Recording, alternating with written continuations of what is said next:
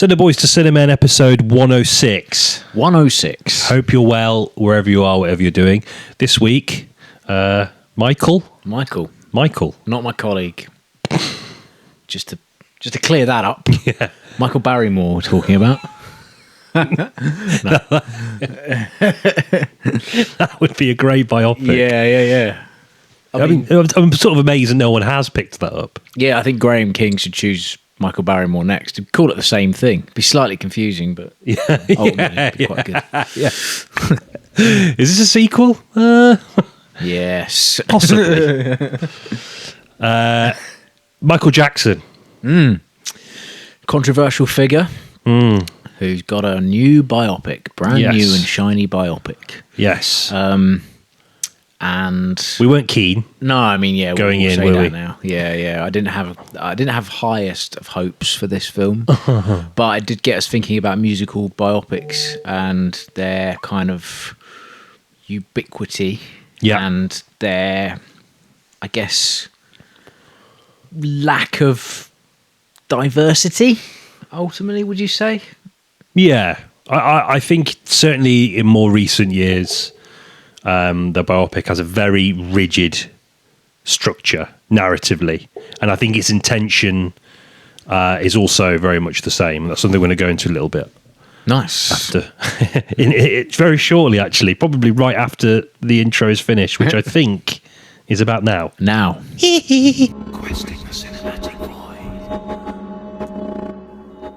Biopics, then, of the musical variety. Yeah. Upon coming out of the screening of Michael, I think one of the main topics of conversation that kind of dogged, I guess, the car journey home was the idea of, kind of why they exist and what their intention is. Yeah. Particularly in the case of Michael. Yeah.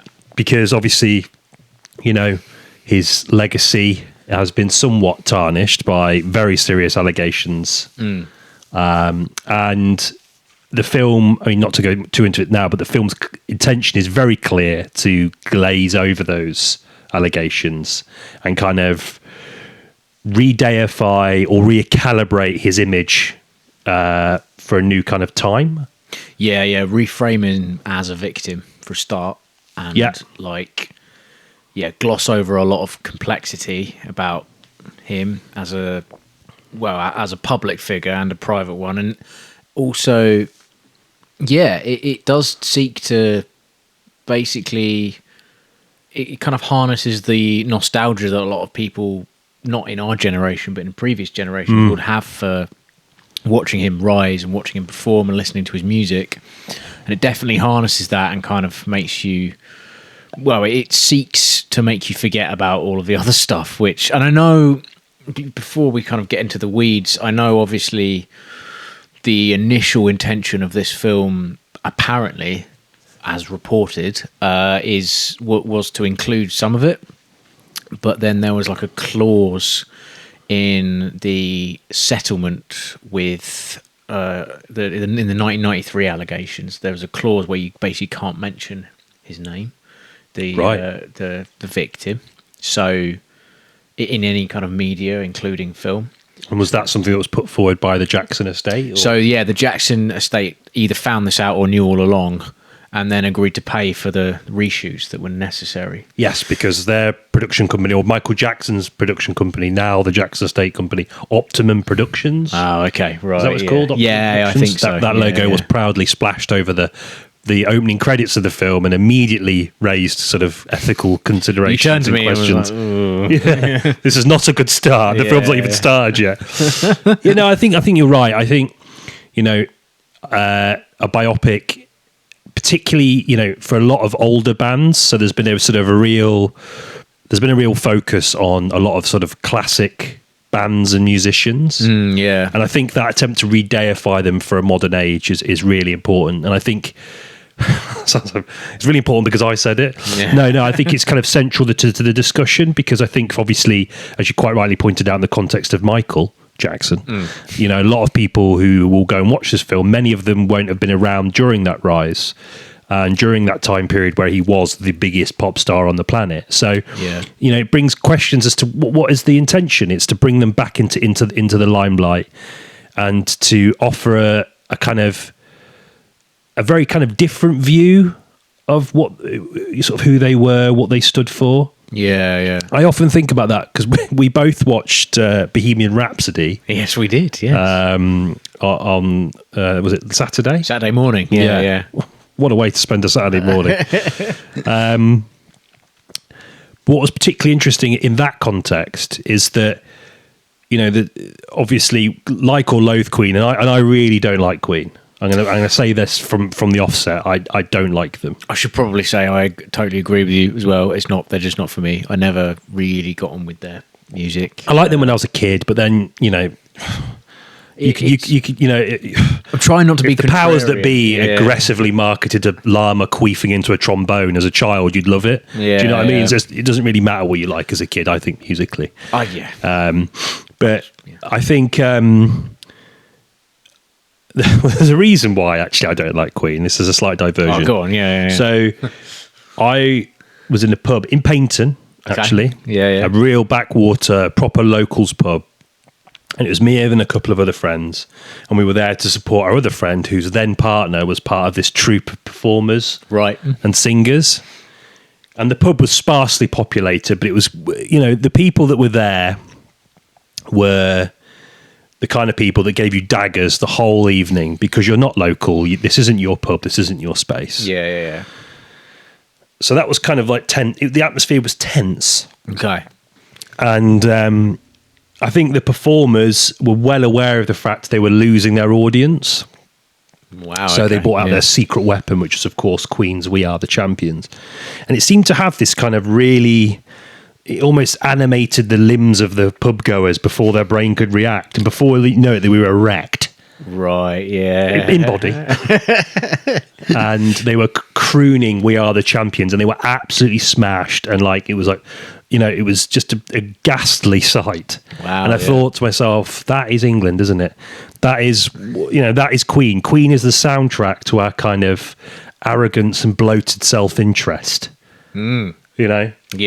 And when you think about it in the context of what the musical biopic nowadays stands for, it recontextualizes the legacy of these musicians, often in a way that is quite sort of damaging, I think, because, again, Queen, just whatever you think of them as a band, I think initially they started out, it's very pointed to, referenced in the film, it's that he... Well, certainly Freddie Mercury's intention with the band was to kind of speak to the outsider. So someone, I guess for him, someone that's obviously ethnicity, race and ethnicity, sexuality was already an outsider. And I think that was kind of, I guess, the sort of primary driving force behind the band, certainly in the early beginning. And I think that's the same with a lot of these bands, right? They're kind of often people who would, consider themselves an outcast. Yeah. And it's their music that galvanizes people of a similar inclination or feeling. But the reality is that Queen has now become wedding playlist. Yeah. Or fits with disconcerting ease into a Top Gear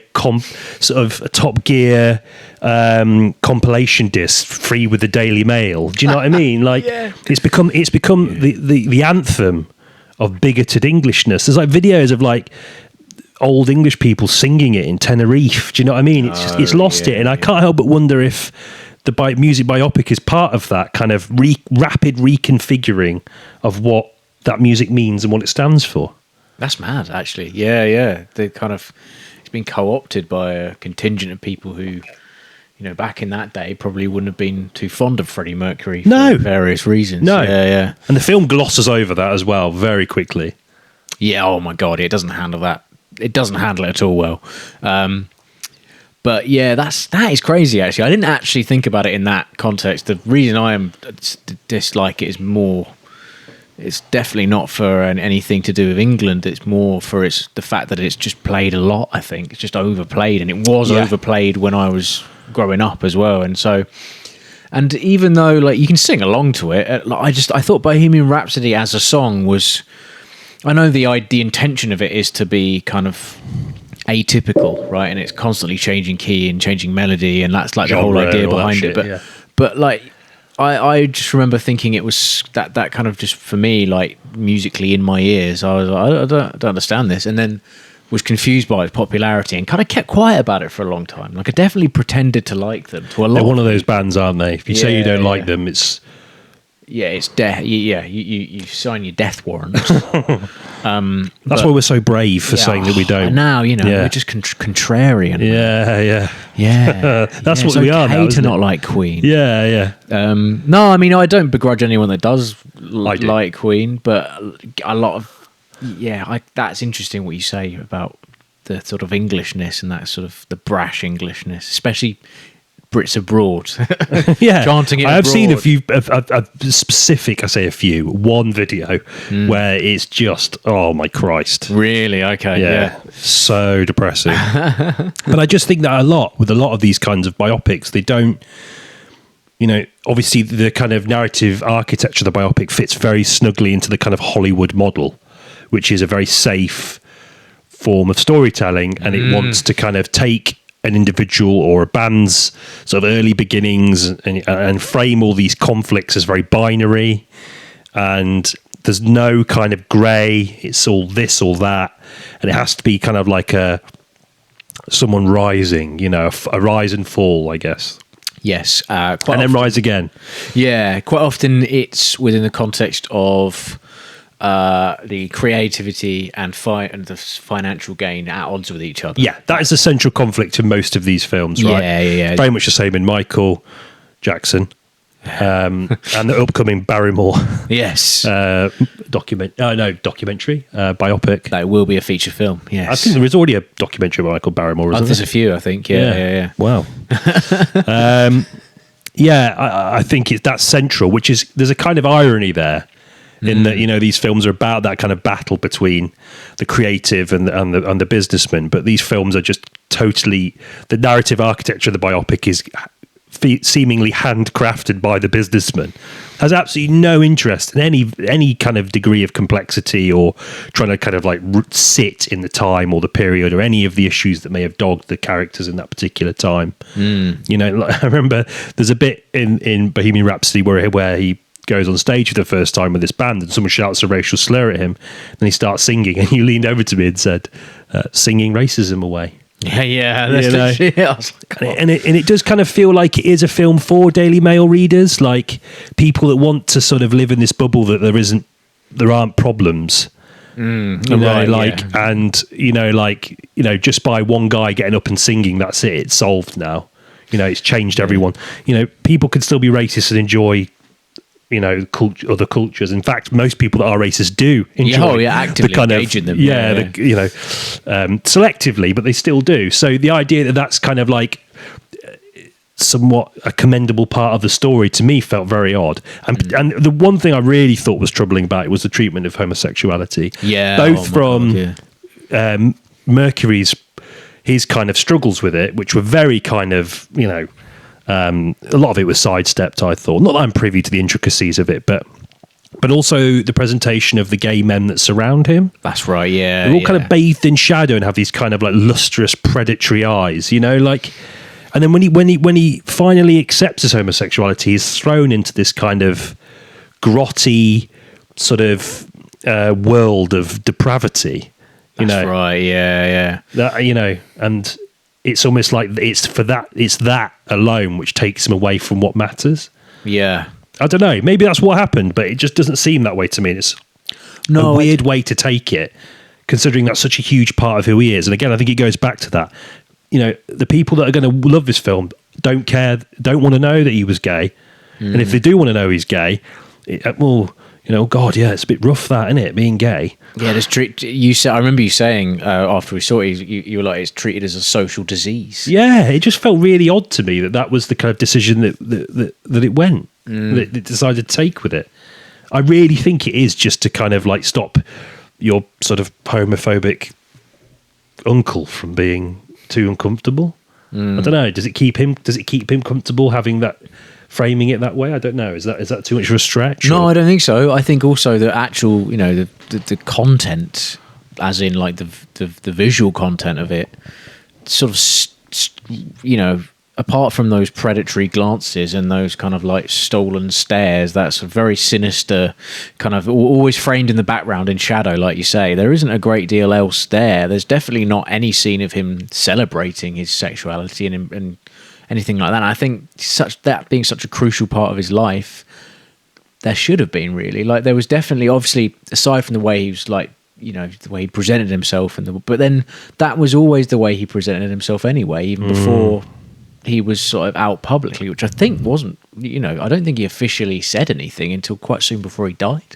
I totally agree. I didn't actually think about it a great deal until you mentioned it, and that whole social disease thing. It's like really, it's not very well handled at all. No, it's to totally facilitate that rise, fall, then rise again. Yeah. Kind of narrative. And I think the troubling bit, like you say, is the sort of the sexuality part is weirdly part of the fall framed in that way anyway. Yeah, I thought so. Yeah, no, very much agree with you. I know, and I'm glad you said it afterwards, because it glossed over me a little bit. I think unfortunately I'm in the habit of not really analysing that kind of stuff in that much detail, but once it was pointed out, I was like, oh my god, yeah, all it is just this kind of, they're parasitic. It's framed as like a parasitic thing. Don't know. Didn't like that. I mean, that's often another sort of, I guess, another trope of the kind of musical biopic, is that it's not only the kind of ruthless capitalists that run business, the business side of any creative industry. It's also the people, the kind of, like you say, the kind of people that circle you and stay with you for no other reason than just to kind of freeload off you. Like say, a parasitic relationship, and that's kind of, it's those two sort of central conflicts that make up the body of the film. And then he kind of comes back with a vengeance when he realizes the error of his ways and realizes that his true family are his bandmates, and his actual family and his ex-wife, or maybe she's still his wife on paper, I don't quite know. All that kind of stuff. And that didn't really work either, because their relationships never really convinced. I mean, individually, all the performances are fine, as they often are in a biopic. I feel like all the performances have to be fine in service to that one central performance. And that's when people go, well, he was good. It's like, but every biopic has a good lead performance, like particularly musical ones. It's almost like a prerequisite. It doesn't impress me anymore that you inhabit the body of most. I can't think of even the shit biopics, and this is very much in that camp. Actually, most of them are shit. Yeah, as a genre, 90%. It's just shit. But I think it's always got a good performance in it, and everyone's like, well, the performances were good. There's one good one, and all the rest are kind of, I felt, are made to be deliberately average. Yeah. So in the case of his bandmates, you never get any sense of this closeness. You really don't get a sense of Brian May.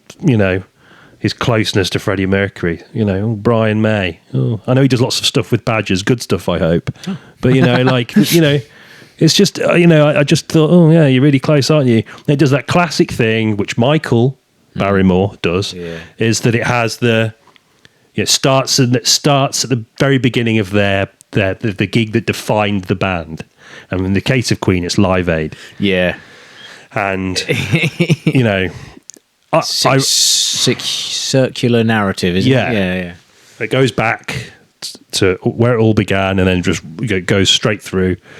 And how did we get here? Yeah.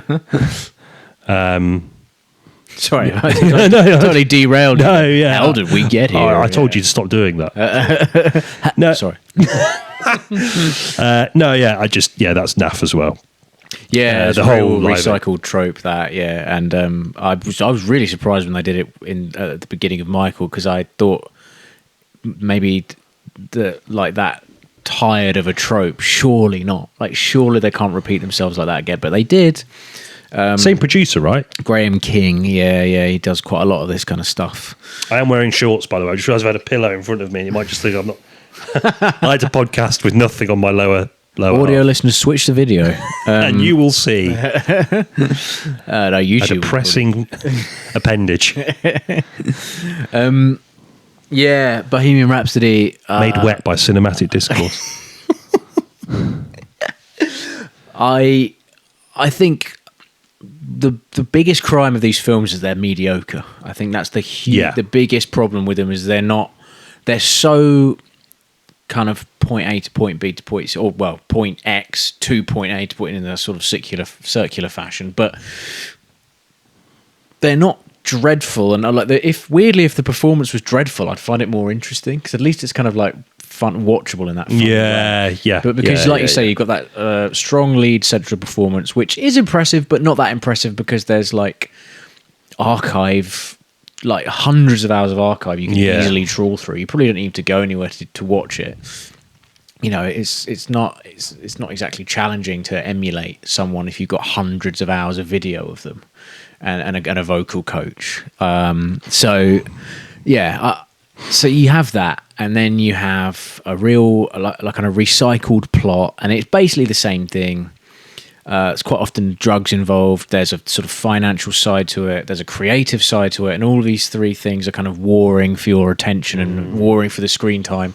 And then at the end, despite the fact that the musician may well still be alive and may well still have concerts in them and might have, a very troubling future ahead of them or a very successful one, it's always presented as they've made it now and they're happy and content. They've got everything they want. They've got the fame, they've got the fortune, they've got stability in some capacity. That is the formula, and it's just so like it's sort of almost the criticism of it being nothing you haven't seen before is almost cliche in and of itself, but it is just that you just kind of you walk out and you think it's the same again. It's just it's like it just really is dull and mediocre and boring and not fun and not like it's not worth your time. And I just found it to be such, like in the case of quite a few, I've watched quite a few of them, Bohemian Rhapsody and Michael alike, I've just found it to be so exhausting to watch. Yeah, so unstimulating. Yeah. And I don't really care in either instance because, for obvious reasons, but it's just such a disservice to I guess what the legacy perhaps should have been. I mean, it could have been an interesting comment on the notion of legacy. And the idea of like who controls that legacy, and like what happens to a band when they first start out, what intentions do they have, and why are they here now? Like that could be a really, and I know there are films that try and interrogate that a little bit. The idea of how to be an authentic artist in a sort of capitalist system, particularly when you are highly successful. How much creative control are you really going to have over, your art, your output. And the way it's presented, there's always going to be those kind of nefarious forces who are going to be doing their level-headed best to iron out any kind of complexity or anything that deviates from what is already successful. Yeah. So there's some potential there, but it always boils down to one scene. And Michael Myers is in both films playing the exact same character. Oh yeah. Where he plays the kind of hot-headed entrepreneur, who's got not an artistic bone in his body. And true to fashion, those people do tend to have control of most of these creative industries. So, can't fault it necessarily for that. But it's just a naff way of communicating that battle between the creator and the businessman. Yeah, it's the one meeting, isn't it? It's always boiling down to the one meeting. And they're always really catty with them. They're like, you won't make it here, you fucker. It's like, well, I'm going to take Bohemian Rhapsody elsewhere and look at that. Yeah, screw your royalties. Ha. Yeah. And Michael Myers is in Mike Myers. That would have been an interesting film. Yeah. Much better film if it was just Michael Myers. Just cuts Bridemaid's cock off. Oh man, yeah. No, it's so weird, and there's like beats in those scenes which are just repeated. It's almost like Graham King just rang him up. He's like, "Do you know your lines from Bohemian Rhapsody?" Yeah. All right. Do you want to do it without a northern accent? Yeah. Can you do it as an American, please? Yeah. We'll put like roughly the same makeup on you. And he always looks the same. It's really strange. Very odd. Lack of effort. Odd that it happened twice. Yeah. I guarantee, and I really hope this isn't the case. I'm going to preface this with, obviously, I don't want this to happen. if Reform win the next election, I guarantee We Are the Champions will play at their award ceremony.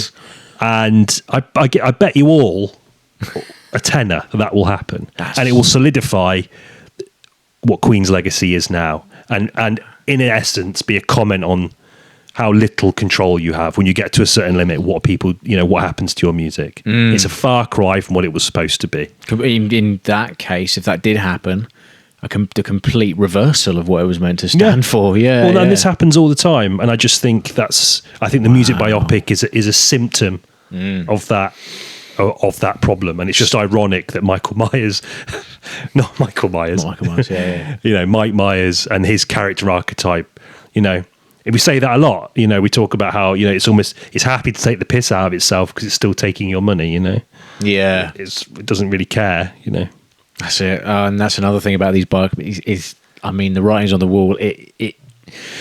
They do make a lot of money.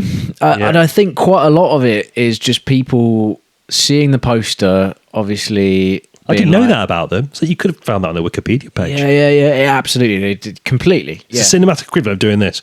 Yeah. In the case of Michael, you could probably find out a lot more on his Wikipedia, actually. Yeah. And they're just like, I like their songs. And then, to be honest, they might just be going in basically to listen to a playlist. I think that might be what the hook is ultimately. To, hear the same music that they love and could easily just listen to for free.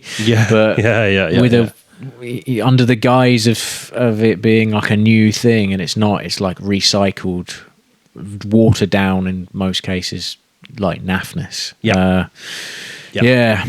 Given that the biopic is almost, or basically like the cinematic equivalent of renewing your wedding vows. Yes. Are there... I'm not going again. I've done this once. What... Are there any examples that you can think of? Because I can think of a couple that, maybe one that's quite a long time ago, but in more recent memory that at least strive for something different.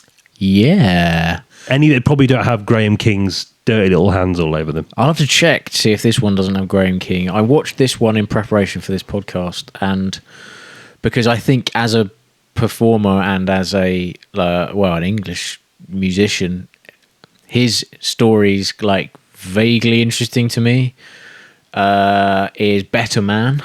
I watched that, and the thing they do with it, they basically make it's Robbie Williams, right? And I think it's odd that he's got a biopic already. For a start, did it do well?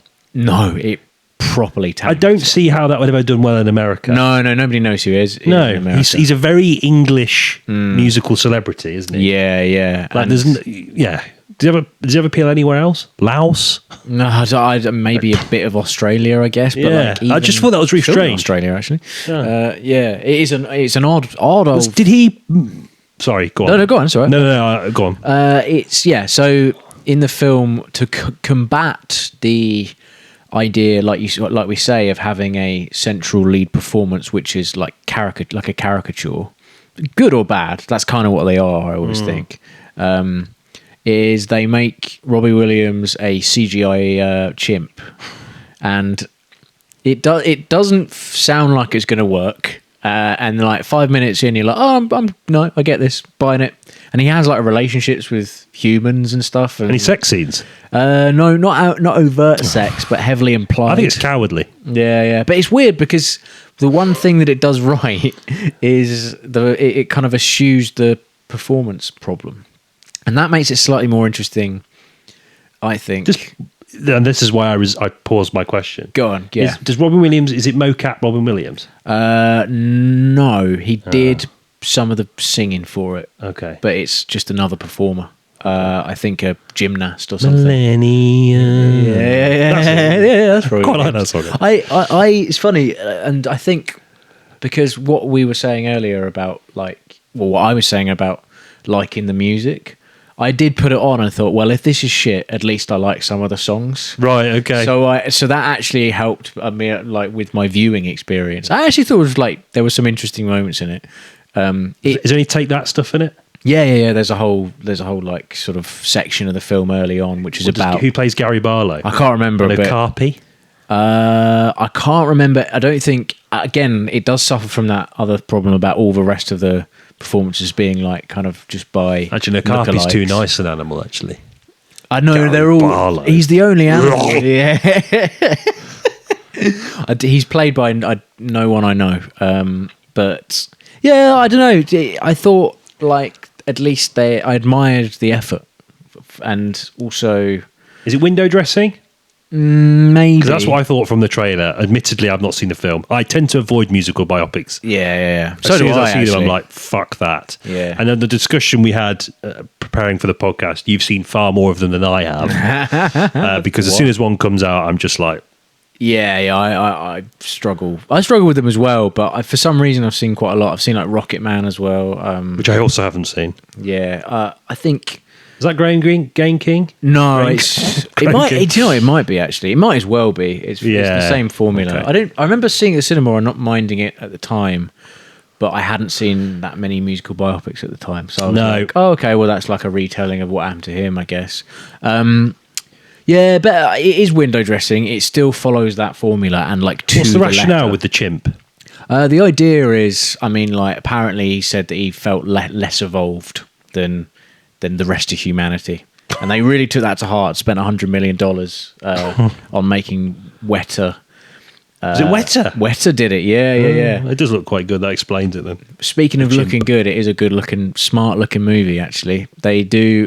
This is a very visual effectsy type thing, but they do like. There's a lot of lens flares in it. And doing the fucking lens flares over CGI stuff is impossibly difficult because obviously it obscures the flare. Yeah. Oh, it's a fucking nightmare. And they've done a really good job on Better Man. So points go to inventiveness with the central performance. And does the chimp turn into him in the end? Nope. Straight up, never mentioned. Nobody acknowledges that he's a chimp in the film. Like it is... I know, it's so weird, but it kind of... I didn't mind it. And no sex scenes, definitely not. Does he make chimp noises? No, he just talks normally. Just talks like a human. Yeah. Very strange. See his chimp cock? No, never see his. See, I'm already not interested. It's got to be a director's cut, man. I think we should get this. I mean, there was a director's cut. How big are chimps' cocks? I'll have to look it up. Hang on. Do they have cocks? Well, they do have cocks. Oh, yeah. Ridiculous question. Okay. I mean, I'm just thinking because a gorilla's cock is really small. Is it? It's about 3 centimeters in length. I don't know if you were making Better Man and there was full frontal I didn't know that. Nudity. My ex-girlfriend said, "You're like a gorilla," and I was like, "Yeah." Until I googled it, and I was like, "Oh." They make more of their love making is sensual rubbing.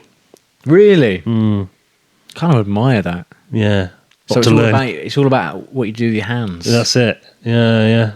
I mean, there are other ways. Even if you do have a tiny cock. I can't imagine chimps are that sensual. Chimps to me seem the most callous of all the great apes. They are vicious, apparently. Yeah. Especially you have like a 7-year window where they're quite docile when they're first born, and then adolescents. You can't work with them. Yeah.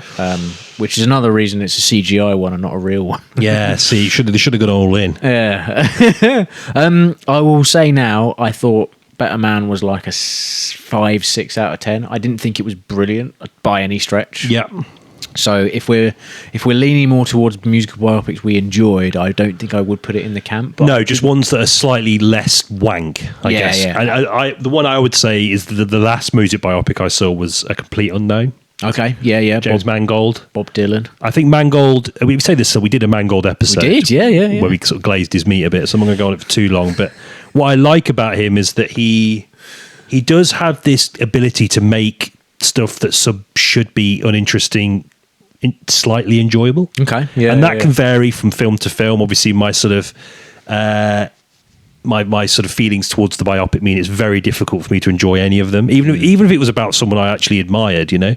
Yeah. And don't get me wrong, I quite like Bob Dylan. A couple of his early albums I'm fairly au fait with, but it's not like I've got much skin in the game. You know what I mean? Yeah, you're not like a super fan. No. But the Mangold effect, we use that term quite regularly. We can carry on using it. Yeah. It's actually all right. Yeah. I think because more, again, I wouldn't say it was a great film or even really a good film, but what I quite liked about it was that it was almost kind of this focus on other people. So it was almost that his circle of people around him had not as much screen time, but it felt their presence was a little bit more, I think, apparent. And the way that those kind of opinions and feelings from the characters influenced him. There was a bit more of a focus on that. And I think it at least also had an attempt to kind of give a bit of texture. I mean, it was all shot digitally, but then ran through film stock. So that was a kind of pretty cheap way of trying to emulate the common period. technique. Yeah, Project quite common now. Same thing. Did it? Right. Yeah. Yes, I think So yeah, again, I'm with you in the sense that I didn't come away thinking, fucking hell, yes, please. But I did think, well, I didn't want to take a lump hammer to my crotch, so that's somewhat better than Bohemian Rhapsody. I think it speaks volumes that both of us are like, it was like a 5-6 out of 10, and that's the peak. That's the best. That's the ceiling, man. That's as far as you're going to get. I think you have films like Control, which I actually completely forgot about until we were discussing, which I haven't seen either. Podcast. So Control's really interesting. It's about what sets it apart. Unfortunately, no. What are you doing? No. I do. Have a massive go at me about it. And then kept it in. Say I'll remove. We sort of make up, and then I'll say I'll remove make amends, and you're just No, what does set it apart? It's a good question. Sadly, I think it's the tragedy of Joy Division and Ian Curtis. Yeah, I think the sad, tragic ending, very well, kind of very sensitively done in the film. Yeah, I think the fact that there is no hero's journey sets it apart. Also, lower budget. I think the creative freedom is very much in the hands of the filmmakers. Shot in black and white, isn't it? Shot in black and white, yeah. Very kind of kitchen sinky. Okay. Not particularly flashy. No lens flares, but that's fine. Any chimps? No chimps, I don't think. Not that I remember. There's a job centre in it. He spends a lot of time in that job centre. Well, he worked there, didn't he? He worked in a job centre, yeah. I think a big part of it it'd be one of the first music biopics I've seen where I actually really like the music. Okay. Yeah. So that's probably why I was a bit like, So there's a scene where they perform Love Will Tear Us Apart is like magic. It is genuinely really interesting and really good. And I think the central lead performance, I can't remember his name, but it's not only is it good, is you forget you're watching someone do a performance. I've seen pictures of him and he does look very similar to Ian Curtis. Yeah. It's very good, very sad, but doesn't outstay its welcome either. I remember it being quite short. Okay. And quite abrupt, much like the sort of circumstances of the person. It's based on it, quite an abrupt ending, and it deals a lot with his family life and his wife and things like that. And I think that, for very sad reasons, is a more interesting film.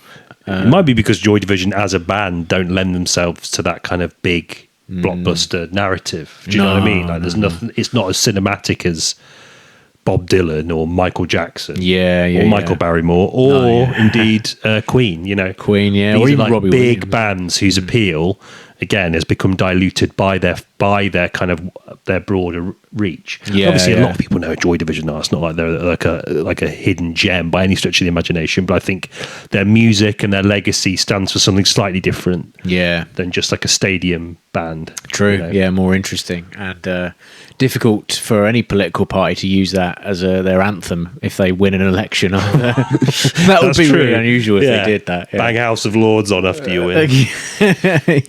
Interesting point. I think maybe that's kind of, I guess, would be a way to separate lots of kinds of movies. The kind of quality is often dependent on the amount of money that's put into them, and less money means more wiggle room, more freedom, more risks with the film stock and with the performance, and with these, you can be more selective with what you'd like to show people, and you can also show the side to people that is never going to be shown in any other big films, because the intention of the big films is to elevate, and make perfect. And this is, by its very nature, there's a lot of imperfection in the kind of humble beginnings and the rise to power, and then the downfall there's imperfection there, and they don't shy away from showing you that and showing the kind of the social context in how that happens. I really Really rated it. It's not a cheery film. but nor should it be, really. No. Yeah, really good. Control, it's called. Nice. Yeah. It's not called Joy Division. Yeah. Level Towers Apart. Yeah, exactly. They could have called it that. I saw a really weird aside. I saw like a MAGA hat, but instead of it saying "Make America Great Again," it said "Love will tear us apart again." Oh, okay. I was like, oh yeah, okay. Yeah. Slight upgrade. Yeah. The only film I could think of was Sid and Nancy. Okay. Yeah. Alex Cox, of course, a filmmaker famed for his sort of very, yeah,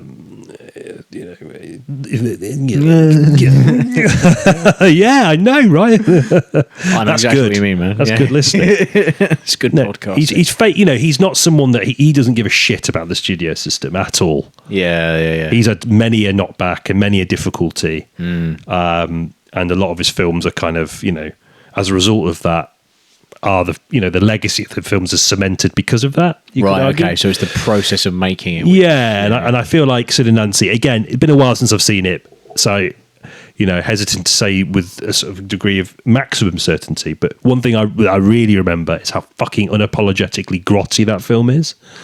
And it really kind of captures that period, that genre, the sort of excess and the kind of dirtiness and the kind of how sort of volatile that world was, and and how volatile they were, and the nature of addiction and all of those kinds of things. It's a much more, and it really kind of wallows in it as a film, and I think again that's something liberated by sort of smaller budget and all that kind of stuff. Gary Oldman, I think. That's right. Yeah. Gary Oldman as Sid Vicious. Yeah, but Baron Gary Oldman was like not this kind of weird, top knot, old sort of slimy looking old guy that he seems to have become. Yeah. He sort of creeps me out now. Quite a young Gary Oldman. Yeah. Young Gary Oldman was cool. Well, he did Dracula, didn't he? Yeah, sort of sexually charged Dracula performance. Very sexually charged. Yeah. Interesting guy. I haven't seen it, but I think I know the aesthetic, and I think that story deserves that aesthetic. Really. Yeah.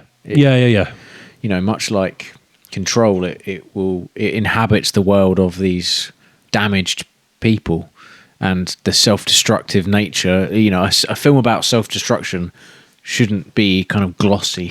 No, and I think it's interesting, particularly in the context of something like Sid and Nancy, which is the punk genre, right? And the genre, it's this very kind of anti-establishment. That's what it's sort of built on. Yeah. But that puts it in an immediate contradiction with the system that it's ultimately having to lean into to sort of become popular. Yeah. And when with that popularity comes a lot of kind of considerations and difficulties that I think are really, it becomes increasingly difficult for the people that are pushing that genre or who are riding the wave of it to kind of reconcile with, and I think that's part of that kind of film, and I think the free fall into that kind of addiction is perhaps aided by that kind of, by losing that battle, because it's just so difficult to maintain a set of standards if your goal is to become popular. Yeah, that's tricky, that, especially in the context of punk. Because if you want to inhabit the spirit of the musical genre that you're trying to set your film in, you almost shouldn't make the film. And your detractors will always be rubbing their hands with glee to point out how much of a contradiction you are. Yeah. What's the trade-off? No, that's true. It's a difficult battle, and in fact, there should be a more kind of a study of the industry. Not necessarily the individuals. I think that's something that's perhaps more interesting, at least to me anyway. And it sort of brings me back to the point I think we made about when we watched Sinners, about the way that film treats kind of like black culture and particularly black music, so much of the kind of the cultural touchstones and the history and the pain and the rebellion and all of that kind of stuff is just completely lost on like largely white audiences. And when you go back to the kind of conversation about kind of Queen and all these other bands, it keeps coming back to the same thing. It's like all of that kind of complexity and prickliness has just been shaved off to go on a fucking Top Gear Daily Mail, just so a dad can punch the air when he drives in his fucking Mazda, a bit pissed after one too many, you know what I mean? Still driving home. Yeah, do you know what I mean? Like, it's just, I think that's the great tragedy of the system we live in, and how one of the great tragedies. The recontextualisation of music. What the music means, I mean, I guess it's always kind of going to happen because, obviously, with the passage of time, things change, people change, society changes. But it just seems that so many of these changes are dictated very much by what Graham King and the rest of those fuckers want people to think about these people. And I think the treatment of Michael Jackson in this is it's so overt for a start. It's almost selling the film. You almost want to go and watch the film just to see how much they did or didn't include as a you should go with a checklist. Yeah, I mean, that was literally one of the elephant is fucking in the room. It's not God. fucking. The elephant's not having sex. There's not actually an elephant in it. There's a lot of other I know. A lot of safari animals. Yes, but the elephant is not addressed. No. It is fucking stumbling around in the back of Jackson Mansion. It's in the opulent fucking flats of the business elite. It's in the crowd of his many shows, but it's never addressed by a single character in this film. No. And not by Fuqua, not by the screenwriter, whoever the hell that was, and it's crazy to me. But, if you think about Michael Jackson, not to sort of wade into the controversy too much, because this isn't, it's not really our thing. But it is odd to me that he's one of the few musicians that seems to be given a pass by a lot of people. Oh yeah, a lot of people. Yeah, no one seems to smart people actually. Well, he seems to have been given what a lot of musicians have never been given. Yeah, people have tried to understand why he might be this person. What circumstances in his life have led him to become and do the things that he has been accused of doing. People seem to be very enthusiastic about voicing that, whereas they would never dream of doing that with, Gary Glitter or something. Yeah, exactly. Yeah, no one's like, lay off. Like he never had fresh socks as a kid. Do you know what I mean? No one's going to be saying that about him, are they? So it's just strange to me that he's the one. And I think this film, it grabs hold of that. It knows that a lot of people are going to be going to this film because they still believe that he is entirely innocent of the crimes that he's been accused of. Either that or they just ignore it because the music is, in their eyes, so good. That's it. And I think that's a big part of the reason, right? Is fans of the music. So straight out of the gate, you've got, there's a cognitive dissonance there. You're like, I really like this music and I want to carry on listening to it and I want to celebrate it. The accusations of him, the actions that he did is in the sort of late 80s, early 90s, well, arguably right up to like the mid 2000s. And so there's a sort of tug of war going on in people's minds, and I think it's, I don't know, I don't want to sort of. Irrespective of your stance of that, the film is not interested in even venturing into that territory. No, whatsoever. It's not. It only, in fact, what it does is it plays on the resolution a lot of people have when they're having this tug of war, which is, he had a bad childhood. Yeah. So they display that aspect of the film. It's one of the more kind bare. of It's one of the more kind of like intense, one of the few kind of raw moments in the film. Yeah, there's this sort of flogging scene in it, basically, which doesn't hold back. I'll give it that. And it, I'm not doubting the sort of tumultuous relationship he had with his father. I'm not doubting that at all. It's like on record, public record by him and his sort of brothers and sisters of how much of a sort of scumbag his father was. Yeah. I don't doubt that played quite well by Coleman Domingo, actually. Good performance.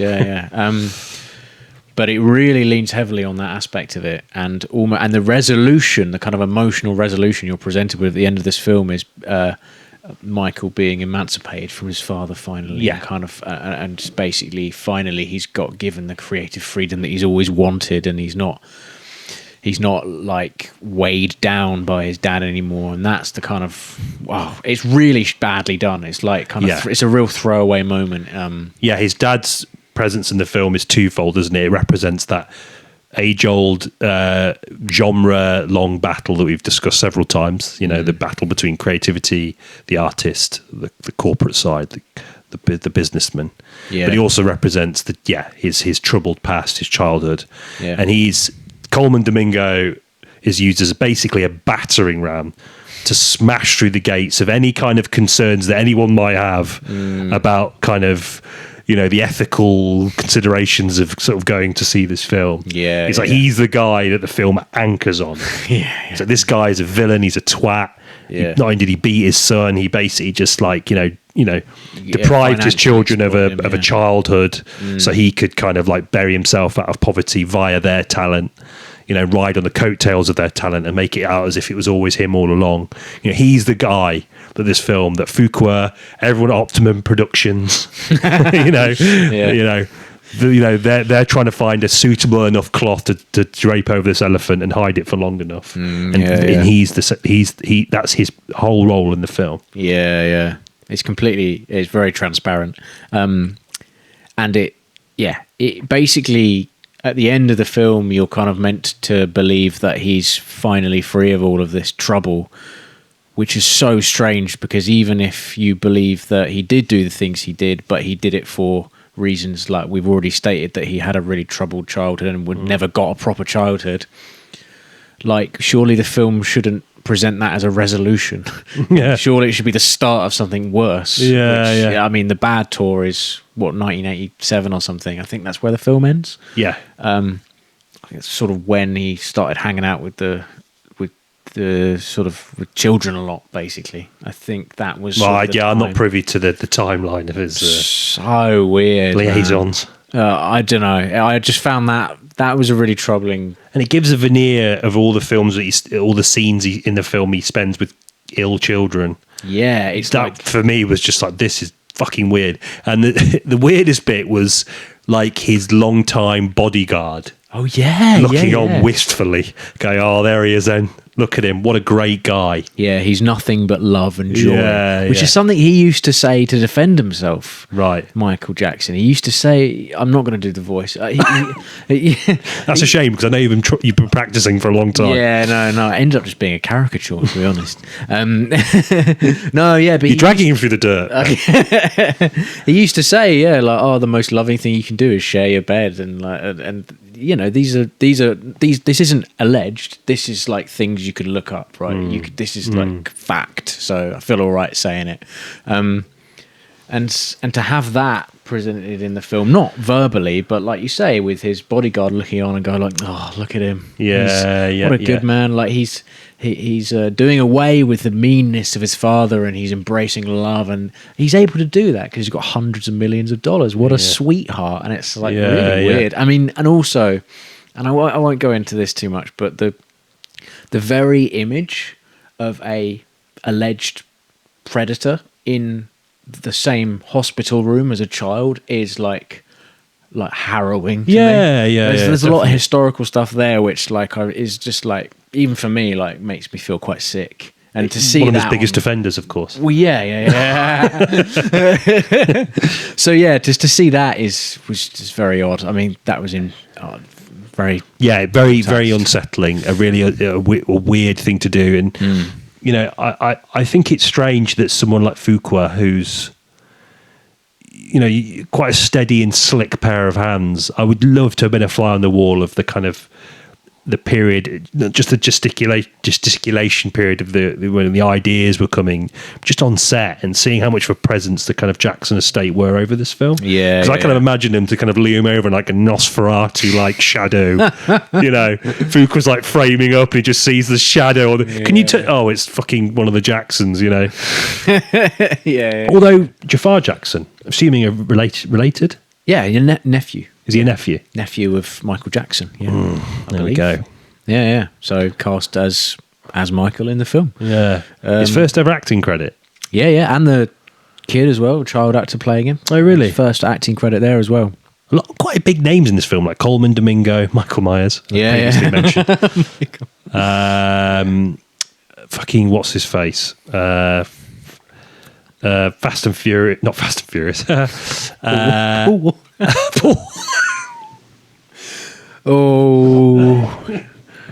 Maybe cut on. Maybe. Yeah, shot ahead like 20 years in advance. Yeah. Fuqua was like, look, I've got a feeling. And we're doing, I'm like, do you mind? Miles Teller was actually the guy I was Miles thinking Teller, of. yeah, Don't know yeah. why Fast and Furious came to mind. Is Yeah. he in Fast and Furious? No, No, I think I got he's in confused with Top Gun Maverick. That's what happened. Yeah. Planes, cars. I mean, It's the same. essentially the same shit, isn't it? Yeah. Yeah, He's in it. He plays like the guy that believes in him, his lawyer that believes in him. He is his like solicitor, basically, isn't he? yeah. He's kind of same as like champion. Tom Holland's character in Bohemian Rhapsody. Yeah. Effectively, yeah. There's always one of those guys. So it's almost as if like, oh, the corporate world's nightmarish and full of twats. However, there's always one. Yeah. There's always I one. can see through. I can play both sides. I can be creative and a corporate piece of shit. Yeah. No, thank you, Mr. Holland. Always standing at the side of the band and kind of defending them and their creativity. Yeah, and sort of Definitely not how it nodding went. all the Yeah. time.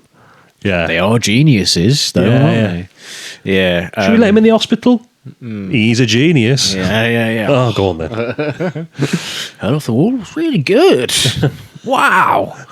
He gets him that Mickey Mouse thing, like. Yeah. And there's a bit in like Toys R Us where he's like signing autographs and stuff. And, Yeah. oh my god! I mean, as a film as well, like I should probably say, like if we're just judging the film on its, like on it in and of itself, it's really bland and really like forgettable. I thought, like, I think a lot of criticism is sort of justifiably so saying it's basically kind of making him boring. Right, okay. I didn't think I was like quite bored throughout most of this. Yeah, film. it's a very boring film, yeah. And then another trope of the musical biopic is the end like concert bit is always like 10 minutes long. Yeah. And it goes on and on. And even if you like the music, it's like, oh my God, come on. Yeah, Get through this. There's no story happening. Isn't that weird as well? Because Bohemian Rhapsody does that, doesn't it? I think it might even be longer than 10 minutes than Bohemian Rhapsody. Yeah. It's 20 minutes, like isn't it? It's like the whole It's a Live 20-minute Aid set, isn't it? performance. Yeah. It's like, why would I watch a person do a version of this when I could just watch the YouTube clip of it? Yeah. Do you know what I mean? Like, I personally find it difficult going to watch tribute bands anyway. Oh, yeah. But like, it's basically just like watching a slick tribute act. It's like, What is it about transporting that to the cinema screen that makes it interesting to people? I really don't understand that. I don't think it is interesting. I think I don't think so, but for some reason, all it did for me was like it laid bare the bones of filmmaking, because as all of a sudden when there's no plot anymore, what I start doing is I start being like, oh, they'll probably cut to a mid next. Yep. Yeah, they have. Cut to the crowd. Yep, done that. Cut to the lights. Cut back to the performer. And I'm like analysing the editing and I'm thinking like, this is just really like, it's almost like someone has just got like camera A, B, C, and D and it's just going next, next, back to that, back to a shit CG crowd shot. Yeah. Bohemian Rhapsody had like a couple of them. They were like really badly done. Even by I could never do it, but it's like $100 million or something. yeah, fuck it, man. Yeah, double down. Grey and lifeless. The film's whack crowd. daddy. Deal, you get in there. Yeah, and the bit where Tom Holland's character like pushes the volume up. Oh yeah, yeah. That twat would be left anywhere near a fucking sound kit, whatever it's called. Yeah, what? Why if you're like a He sound managed to mixer, weasel his way in there. and there's no one like just, Yeah, no one's like, excuse me, what the fuck are you doing it's here? Live Aid, and yet no Yeah, one's at the yeah, sound yeah, mixing yeah. desk. Didn't think to like, oh, I'm just going to nip out for a sandwich. It'll be all right. Yeah, leave Tom Holland in there. Yeah. You're not going to. No. I don't know. Yeah, really bland, lifeless concert videos. Basically shot in the style of any kind of concert film. I never understood the appeal of those. I know Scorsese's done a couple of them. They're meant to be quite good, but yeah, I just think... there's the new James Cameron Billie Eilish one, isn't it? Oh, yeah, what the hell? Yeah. I don't know much about Billie Eilish, so... I won't be rushing to the cinema. No. We're going to do it next week. Billie Eilish, James Cameron, no. Yeah, but I just thought, like, it just speaks to the importance, of a story and a plot. I just thought that without thinking it. about the editing of Bohemian Rhapsody, I know we keep going back to it. I'm just baffled by it. Yeah. that scene where the manager first meets them. Yeah. He literally walks over, pulls a chair, and sits next to them. There's about 17 cuts. No, yeah. Hand on chair, wide, back to Aidan, back to Brian May, going, back to fucking bloke, pulling chair. You know, it's like, what the fuck is going on? Like, really weird, isn't it? this is literally like a sort of like 2000s action film in terms of its pacing, and yet it's just a guy walking to a fucking table, sitting down. What the fuck is going on? Yeah. Won an Oscar for editing. Not joking. Jesus Christ. Yeah. I mean, good editing is you shouldn't see it, right? Who said that? Yeah. I don't Walter know. Murch? I think it was Walter Murch, actually. Yeah, he wrote a book about it. Yeah. Fucking, I saw it. Yeah. It's really easy to spot, and it's not good. And it's like overcovered. I think maybe what's happened is obviously, I mean, if we're going, you know, if the theme of this episode is sort of troubling characters, obviously the director of Bohemian Rhapsody has got his own set of allegations. Bryan Singer, and then he got sacked from Bohemian Rhapsody, so someone else came in, Dexter Fletcher, to finish it off. And as a result, I feel like it just feels cobbled together, editing wise as well. And I think there's definitely something there about sort of reshooty. It's very covered. It's like over covered. There's like shot A, shot B, shot sheets D, E, F, and it's like fucking hell. It's so poorly planned, I think. Yeah. So I mean, it fails even on. I mean, that's what Better Man had going for it. Is it was visually quite interesting, but Michael, I didn't think was. I thought it was really blandly shot. I think the CG, which is given Fuqua's usual. Yeah, man, he did. The Equalizer films look really good. Like, I just covered badly. Everyone is sort of on autopilot. You get the impression, not the performances, but definitely. Again, I mean, Jafar Jackson's, he's, you know, undoubtedly all right. Yeah, he's not bad at all. He does a good. But he's playing an idealized version of someone, which, as we've said, is given. There's a sort of a lingering sense of dread that follows his performance. Yeah, I actually also thought that the kind of egotistical side of him, like, shone through. The Michael Jackson's sort of like wearing sunglasses all the time, spending 800 grand on a chessboard or whatever. Like, that sort of. I didn't really like Michael Jackson as a character in the film, right? Even though they gloss over loads of the shit. What about the burnt children? The burnt children? Oh, of course, yeah. He gets a burn, doesn't he? Which I actually didn't know happened. Oh, did you not? Yeah. Pepsi commercial. Well, there you go. Yeah. They lean quite heavily in on some of the other. Some of his defenders also lean on is like, obviously Michael Jackson's appearance was. Actually, that was the one thing I remember from my own childhood. Is he was kind of a figure of ridicule for his sort of ever-changing appearance, and he was almost like the poster boy for how not to do plastic surgery. When before it was well understood by me, it was kind of like, oh, he's the person who's done too much, had too much work done, and obviously, you know, defenders of him will say it's all because of the pain that he did of the Pepsi commercial, and then they'll segue that into another defense of like the allegations and stuff. So, yeah, did you not know that happened? That Pepsi thing? Yeah, that was the pyrotechnics. I almost started laughing. Well, yeah, because it really made me laugh, and the people next to me were like, looked at me as if to say like, "You heartless." Heartless bastard. It was just really funny. He was going, He was like, just he's pirouetting, isn't he? Yeah. And the fucking shitty CGI fire. Oh, it's really bad. It's like it's not tracked well onto his, and like fire CGI, as a sort of weird brief aside, CGI fire is always like underexposed, so you can see all the fire. Yeah. Just like Google fire. Like, it's so bright. Like, I do it every camera evening. sensors struggle to handle it. Like, just do that. And yeah, decent action films do that with CGI fire. It looks way better. But this was like Expendables, of course. Oh yeah. Oh, 10 on 10 compared to this.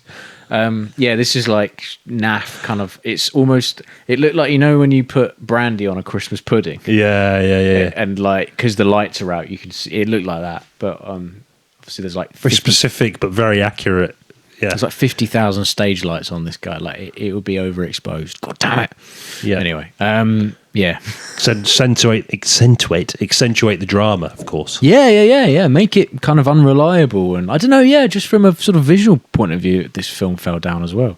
Another CGI monkey in it, of course. Yeah, Bubbles. Yeah, still alive. Yeah, as we researched before ahead of this. Yeah, I gave him more research than I did Michael Jackson. Yeah, you were looking at it for quite a while, and he's like, he's in a zoo now. Yeah. Still going strong. Oh, well, yeah. What if he could talk? Oh my God. Yeah, well, he could put the whole thing to bed, couldn't he? That would be, I mean, they need to, AI, for all of its flaws, if it can do that, if it can sort of install a voice box into Bubbles the chimp, make it happen. He could make or break the Jackson dynasty. I think so. I think I smell a GoFundMe. Yeah, give it a miss. Don't watch it. I reckon like the Jackson family would pay for like a hitman to kill him or something. Yeah. Just double tap him with a revolver outside the fucking zoo. Oh man. There we go. Miguel. That's a good idea for a film. That would be a more interesting sequel. Bubbles. Actually. Yeah. We're in the same font. Yeah. Kind of signature font. Like Yeah. gold. Yeah. I think like Dawn of the Planet of the Apes style font. Oh, yeah. Oh, my God. Yeah. Bubbles. Yeah. Bubbles. And there's just a sort of shadow of a guy with a silencer and a gun. Yeah. On the poster.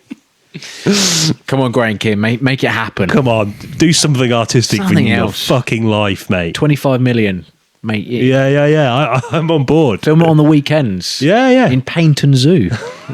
Is it chimps at Peyton Zoo? I can't remember. CGI. It's been a while since I got sacked from there, to be honest. I actually did get sacked from there as well. So.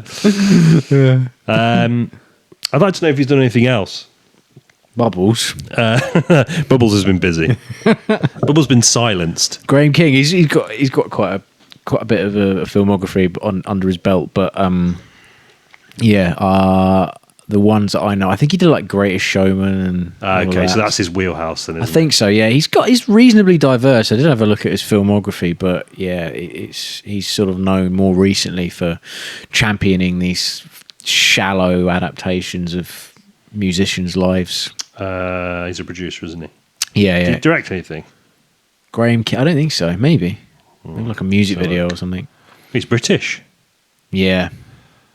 It doesn't surprise me. He's an OBE. Is he? Give those fucking any to anyone these days, don't they? Why? Oh wow, yeah. God, yeah. Yeah, quite a lot of films. Not all shit either, to be fair. No, yeah. It's just he did Michael and A lot of musical biopics, yeah. Yeah. Rango? He did? Really? That's probably what he got the OBE for. Yeah, maybe. He did Queen The Departed, fucking loved Blood Diamond, Rango. Aviator. Yeah, he worked with Scorsese, didn't he? Yeah. Well, there we go. Being a producer for Scorsese is just like how just say yes, basically. Yeah. The chimp will be in the film. Yeah. Bubbles will be on set. Needs to be transported in a bulletproof car. Absolutely, yeah. The Jackson assassins are after him, Jafar Jackson. Oh. Yeah, the CGI animals were weird. Yeah, but yeah. I mean, I know that was just supposed to be excess, didn't it? I just thought it was excessive. I agree. It was kind of like gaudy and naff. And people forget he's a really excessive creature of the night. Creature of the night. He was just such a he'd like blow like millions of dollars on shit and just leave it in his house. And just a giraffe walking around. It must be a fucking right pain in the arse. It's positioned as a kind of quirky, charming thing, and it's like, what are you doing? And there's like a moment in there, there's like a scene where his mum's like, you shine your light. That's what she says to him, is shine your light. Oh yeah, really badly written, this film. Buy yourself a giraffe, shine your light. There you go. Yeah. Look at that. Whoa. Fucking hell, that's shining your light. I want a giraffe, thus I will have one. And there's like a shot of like a gardener, and there's just a giraffe nearby. It's like, it's annoying for the gardener, I imagine. Yeah. I mean, always in the way. It's going to make it difficult. I mean, gardening is a full-time job as it is, Especially in Michael Jackson's house. Yeah, Neverland Ranch. Like, Christ, there's a lot of that. There's a lot of land here. A lot of garden. Yeah. It's almost all garden. I'm going to need Should more I cut the people. bushes by the bedroom windows? No.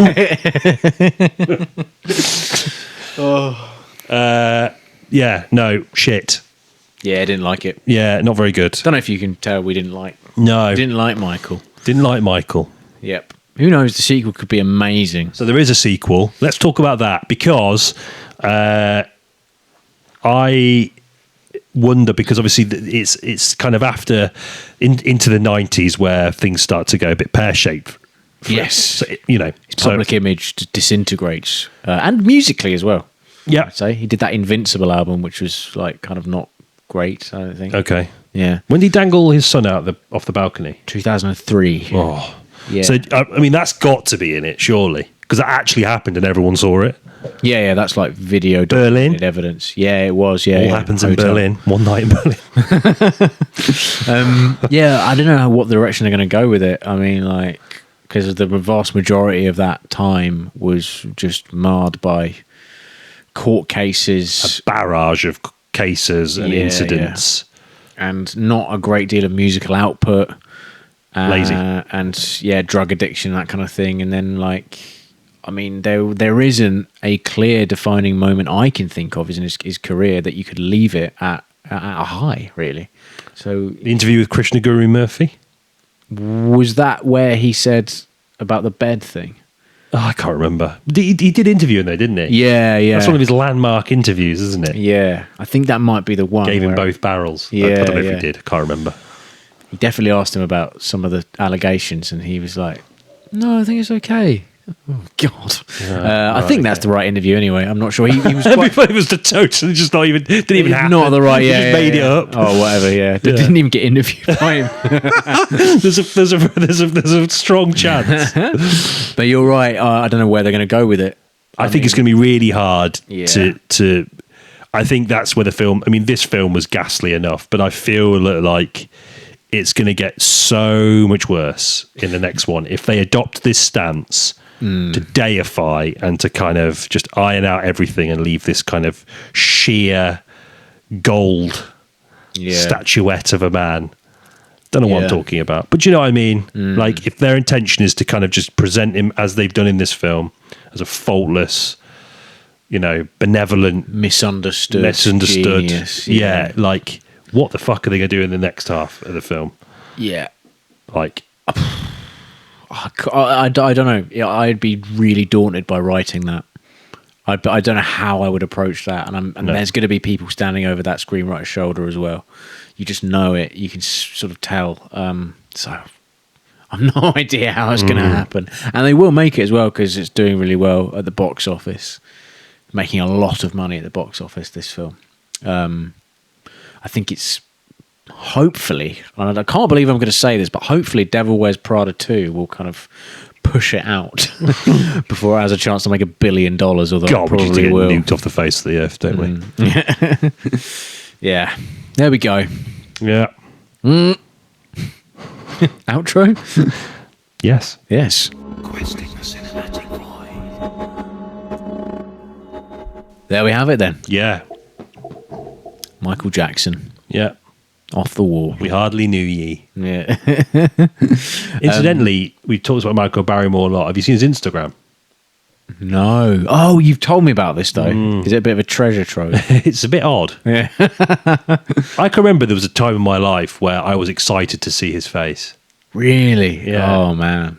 Yeah. I can't remember the program he used to host, but I can remember being genuinely excited by him. And I don't really get excited by anything anymore in life. Wow. Michael Barrymore was one of those 10 things that I got excited about. I mean, yeah, Graham King, if you're listening, Yeah. Maybe you could win us over, you know. maybe I could write the screenplay. You could. It'd be a two-parter. I thought when you said there was a time in my life I was genuinely delighted to see his face, I thought you meant the Instagram. I thought you were like eagerly anticipating his next post. No. Yeah. It's just like him, like, going around eating and stuff, walking his dog, and he does it's like a vlog basically. Right. Okay. Sort of just a diary. For It's just it's quite surreal, slightly bizarre. 'Cause obviously he's kind of not really been touched by media for a long time. So yeah. I guess that's the kind of internet, isn't it? It's kind of a convenient thing to fall back on. Yeah.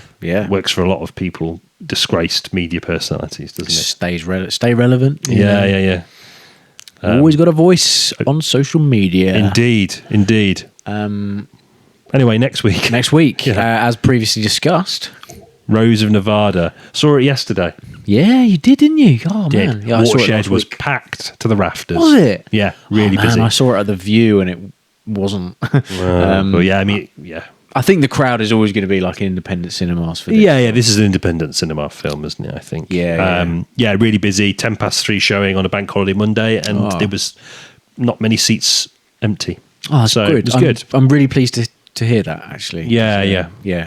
Well, we kind of mentioned this already, but Mark Jenkins, we've got a personal connection to him via the university we went to. Kind of mentored in not a huge amount, but like there was one or two instances where we've had like interactions with the director of this film, and a long time ago before he ever started making features. But nonetheless, I think he had made one, but I don't know. Really? Yeah, okay, yeah. But not kind of since Bait, really. You know, Bait was the film I think that pushed him into the BFI funded and shot on like a Bolex wind-up camera. Yeah, so cool. Developed himself as well. Yeah. So I mean, we did do Ennie's Main. Yes, but we're going to revisit. I guess his filmography and talk a little bit about the themes of his films. Again, our personal connection, not just to him, but to the landscape that the films come from. Yeah. Very much from the perspective of outsiders, of course. Yeah. And maybe films that might handle similar themes. Definitely, yeah. I'll have a good think about that. Oh, yeah, definitely. Well, I'll say no more because otherwise I'll stop blabbing on about it. Yeah. But looking forward to that a great deal. Indeed. Nice change of pace. Yes. I'm desperate to wash the kind of the grime of the musical biopic and Michael off me. Yeah, definitely. Yeah. Me too. So should probably say as well the next episode for anyone watching on YouTube, and if anyone listening as well, because the audio quality might well be different. We've got a spot at a podcast studio as a one-off. My place of work has opened one, so we're going to test it out. I think they were reading between the lines. I think they wanted some local industry titans to really put the gear and the personnel through its paces. Yeah, they're paying us a great deal of money to go there. So we're going to be in a slightly different... Really lovely for them. We're going to be in a slightly different setting. We were constantly writing them letters saying, please. Yeah, even though I work there. I was too scared to approach them directly, we need to write another letter. Yeah. So, we'll be in a different room for the next episode. So, look forward to that. Yeah, exciting. Yeah. In the meantime, thanks for getting to the end of another episode. Thank you. And we will see you in a brand spanking new fashion temporarily. Yeah. Next week. Just once. I think next week. Probably next week. Yeah. Fuck it. Yeah. Definitely next week. Nice one. Take it easy. Look after yourselves. Cheers. Bye. Bye.